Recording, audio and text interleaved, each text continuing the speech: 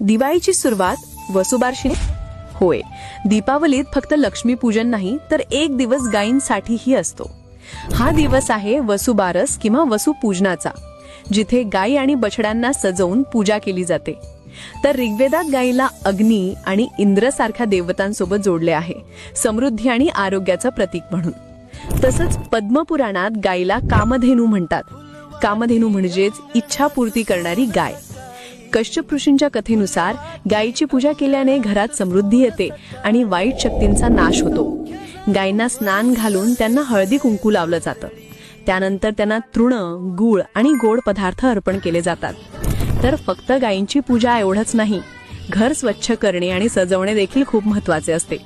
त्याने या दिवशी समृद्धी आणि संपन्नता आपल्या घरात येते.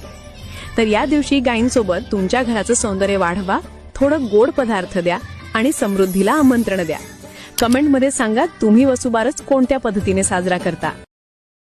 Download ShareChat.